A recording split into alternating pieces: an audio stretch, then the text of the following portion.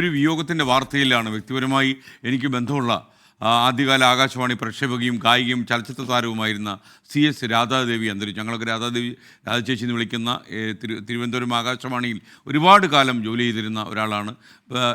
ഏറ്റവും അവസാനം ജോലി ചെയ്യുമ്പോൾ നാടക സെക്ഷനിലായിരുന്നു. അന്ന് തിരുവനന്തപുരം ആകാശവാണിയിൽ കുറച്ചധികം കാലം ആകാശവാണിയുടെ ചാർജ് വഹിച്ച പ്രോഗ്രാം എക്സിക്യൂട്ടീവ് ഞാൻ തന്നെയായിരുന്നു. ആ സമയത്തൊക്കെ ചേച്ചി എന്നോടൊപ്പം പ്രവർത്തിക്കുന്നുണ്ടായിരുന്നു. 94 വയസ്സുണ്ടായിരുന്നു ചേച്ചിക്ക് മരിക്കുമ്പോൾ. നല്ലൊരു ഗായികയായിരുന്നു. ഗായികയായിട്ടായിരുന്നു ആദ്യം രംഗപ്രവേശം ചെയ്ത്, പിന്നീട് സിനിമാ താരമായി. അതുപോലെ തന്നെ ഒരുപാട് കാലം നിരവധി റേഡിയോ നാടകങ്ങൾക്ക് ചേച്ചി ശബ്ദം പകർന്നു.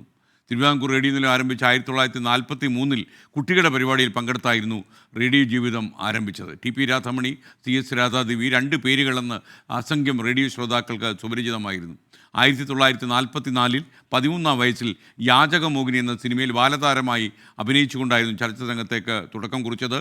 ഇന്ന് സംസ്കാരം തിരുവനന്തപുരം പുത്തൻകോട്ട ശ്മശാനത്തിൽ നടന്നു കഴിഞ്ഞു. ഒരു കാലഘട്ടം അവസാനിക്കുന്ന പോലെയാണ് എനിക്ക് ഫീൽ ചെയ്യുന്നത്. കാരണം ഈ ലൈവ് റേഡിയോയിൽ നിന്ന്, അതായത് ഒന്നും റെക്കോർഡ് ചെയ്യാൻ കഴിയാത്ത ഒരു കാലഘട്ടത്തിൽ, ടേപ്പൊന്നുമില്ലാത്ത ഒരു കാലത്താണ് ചേച്ചിയൊക്കെ പ്രക്ഷേപണ ജീവിതം ആരംഭിക്കുന്നത്. അങ്ങനെ പതിറ്റാണ്ടുകൾ റേഡിയോയുമായി ഇഴുകിച്ചേർന്നൊരു ജീവിതം.